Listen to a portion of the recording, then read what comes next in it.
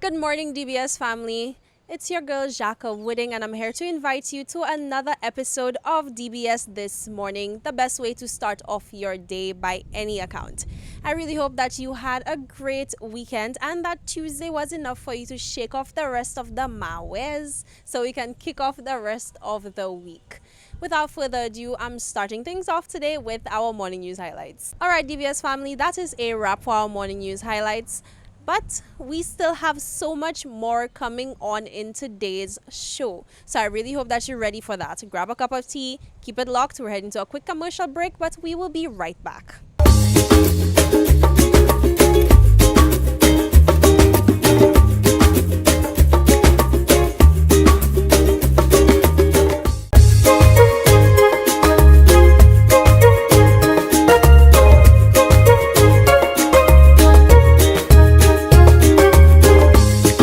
Welcome back, DBS family. Right now, we're coming to you from the sunny Serenity Park in Castries, and we're here with Calum James, a hardworking young poet. How are you doing today? Well, I'm doing fine. I'm feeling good. All right, and we love that energy on hair for sure. Like I mentioned, Calum is a young poet who has been doing really great things on the local scene recently. I mean, I've really seen you blossoming and getting onto more stages. So, what's the feel like in your field for you right now? Well, I think the field is just looking up. I'm not doing too much in trying to get myself on stages. It's been happening naturally, and I'm thankful for it. And I have some big things coming up, so it's nice. All right, I love to hear that. So let's get into you, the man behind the poetry, Mastermind. the mastermind behind the poetry. Because you're pretty young. How recently did you leave Sir Arthur, or are you still a student? I'm still a student at Sir Arthur on my last year. All right, what are you studying? I'm studying law, sociology, and literature. Okay, so outside of the creative realm, definitely a big brain. These are some big brain subjects. All right, so when did you discover your passion for poetry? I think it's kind of a mixed bag because there's writing poetry and there's poetry in general. I learned recently that I've always been a poet, even in my younger days. I've been poeting in terms of my speech, but I started writing poetry in August of 2020, and that made me into a supernova. So I connected the dots. A supernova. I'm loving this energy because every word that you use to describe yourself just really captures the energy, the potential that you have. So, you mentioned that you started off in 2020. So, what has your journey been like in terms of honing your craft since then? I think it has been about listening to reactions, listening to critiques, and just being open to anything and being available to change and to morph myself into something better, something improved every single time. So I think I've just been open to everything. All right. I know St. Lucia has had a history of very strong, very creative persons in literature.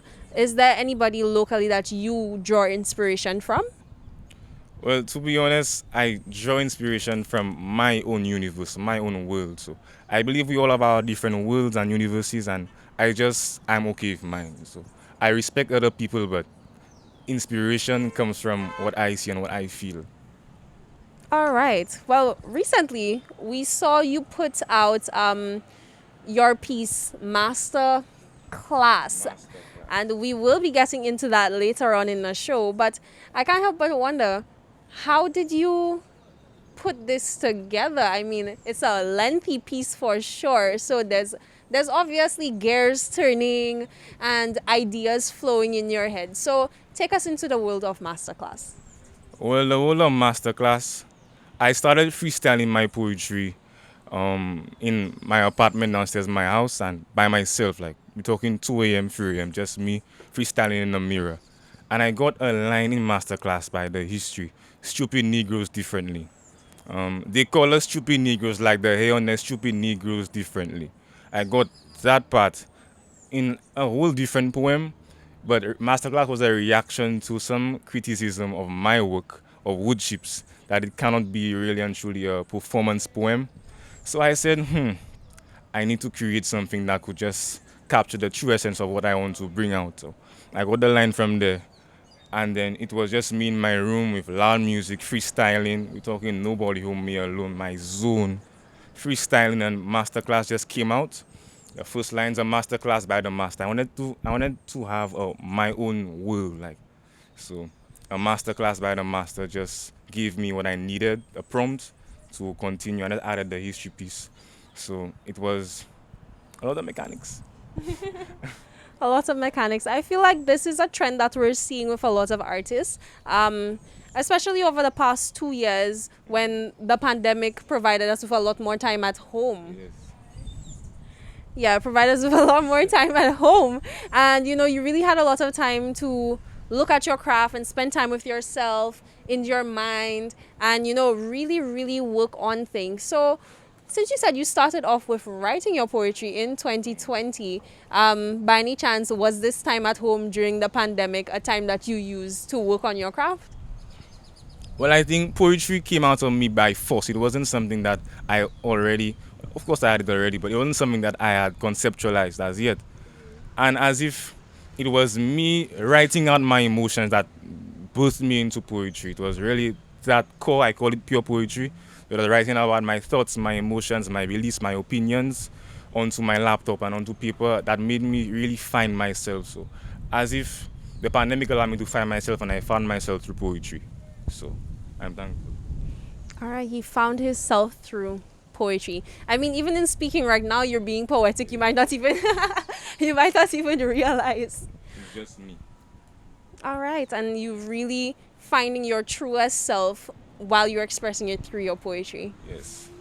All right, I feel like you've tapped into an area that a lot of people are struggling with right now in terms of learning how to express yourself, because sometimes we feel like, yeah, I could come out and say I'm feeling sad or I'm happy today, but there's a surface level that a lot of people are scratching and not really getting into the depth of being able to express their emotions, and poetry has provided that for you. Yes, it has. And I think when I watch my dad, when I watch my father, just the way that he speaks and he expresses it, as if even my grandfather too was just deceased. Like we just have that expression. We could take over any show. Us in a moment, we make the moment. So as if it's just in my blood. Like that's just how it is for me. Just expressing myself, and I could write, so I just wrote it through poetry, and I have universities. All right. I think after this interview, I will have all the Instagram captions I need for a few months. Did you hear that? Us in the moment, we make the moment. I'm taking notes. I'm taking notes. We make the moments. Yes, you are certainly making the moment. So, as of recently, are you working on any pieces? Should we expect to see anything coming out very soon? Well, I'm working on a Creole poem which will basically debunk a lot of myths as it pertains to expression. Another reason why I find people only tap into the surface level of expression is they are afraid to represent the truth and they try to emulate a different truth that isn't theirs. So you find a lot of authenticity lacking in the delivery. And I think me, I just break the rules. I really see in language, I live for breaking the rules and the barriers through language. So, as if the Creole poem is going to just debunk all myths as it pertains to expression and what you can and cannot represent in your creative piece. All right, daring to be different, not afraid to step outside of the norm. All right, Caleb. So I can't help but imagine that there are a lot of other young people who have been inspired by your story, who have been inspired by your work, who are listening along and waiting to see what you have coming up next. So, do you have any words of encouragement for anybody wondering, hey, I'm thinking that I could do poetry, but I'm not really sure how to start out, or they're doubting themselves? I think you need to detach and be yourself for a while and study how yourself reacted to different things and just use that as a canvas to kind of Just move how you think that yourself should be, how you think you are. Just study yourself for a while. Just detach and move forward positively through what you see you could better in yourself. All right, and those are some words to carry throughout the rest of your day. We're heading to a quick commercial break, but we're checking out more from Calum when we get back.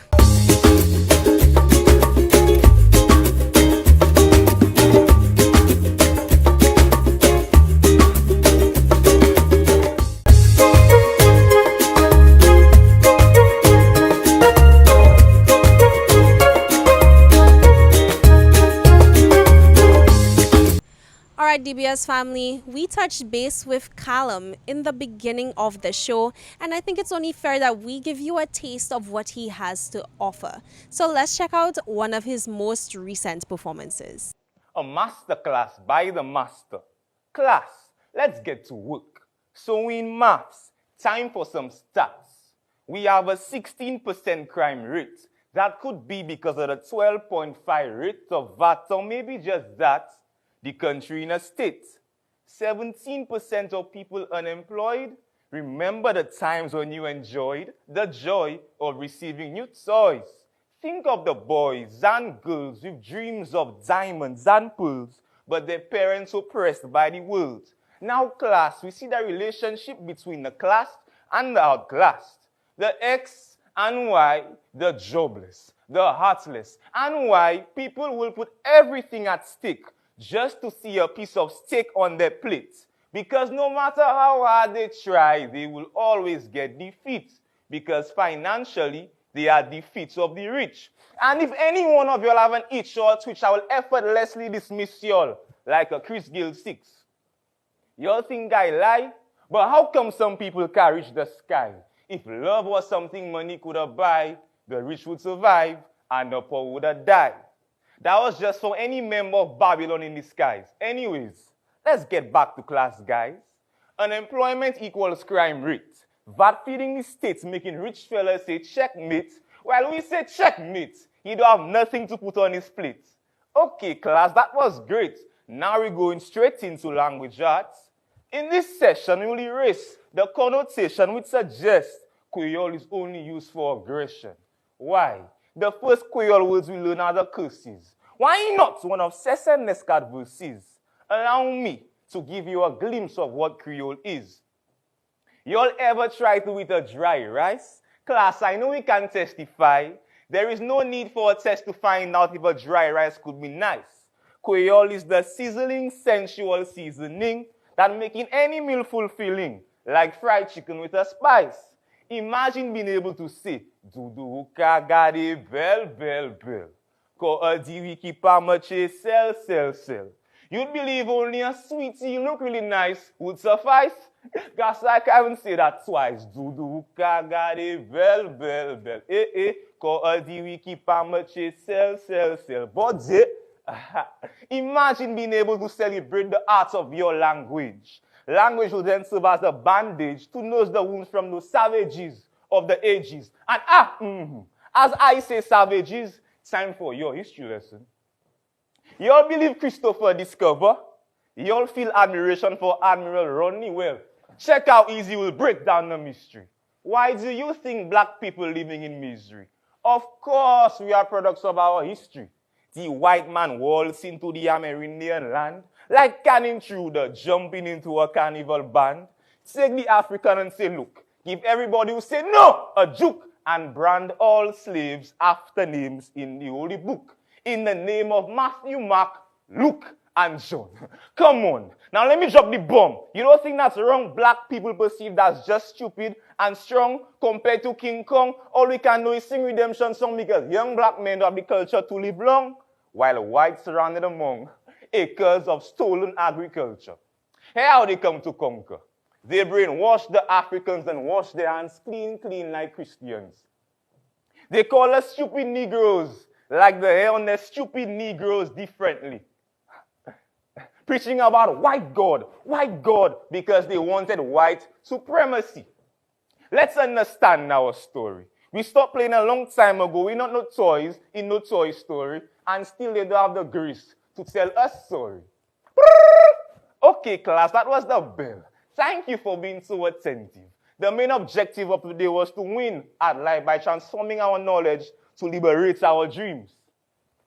We've come to the end of this master class. By the master. Class.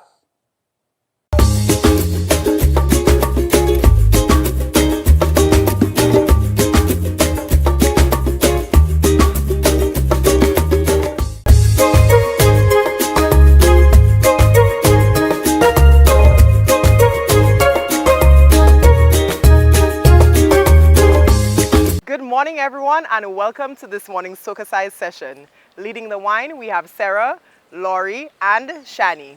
Let's get ready to sweat with Soca Size. For this morning's workout, we will be doing a wine and tone routine to Moonlight by TJ. Let's begin. One second, let them know this. So we're going to just move the hips side to side. We're going to go down and up. Down. Nice and gentle, and up. Hip, hit, and. And you squeeze in the core. 4, 3, 2, next side, and. 4, 3, 2, hip, going up and down. Up, 2, 3, roll it. Again, hip, roll it. Give yourself some love. Down. Take it up. Side. Expensive park, some gal na no talk, touchy spark, we massage your body na no flaws. 4, 3, 2, switch, and. She said, our last boyfriend na all star, cause him lazy and always love talk. 4, 3, 2, hip, up and down. Roll it. Hip. Roll it. And love. Take it up. Hip and. 4, 3, 2, next side, and.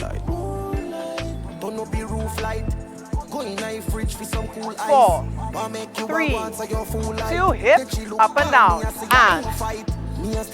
Roll it. Next side, hip. Roll it.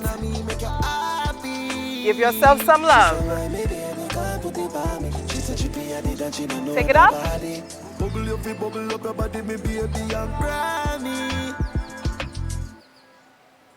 That was this morning's session. Thank you for choosing to flaunt with Soca Size. We hope that you're feeling sexy, sultry, and strong. All right, DBS family, that is a wrap for today's show, and it's your official invitation to go and start off your day. I really hope that you find new ways to conquer today and maybe help others to do so as well. I'll see you tomorrow. Have a great one.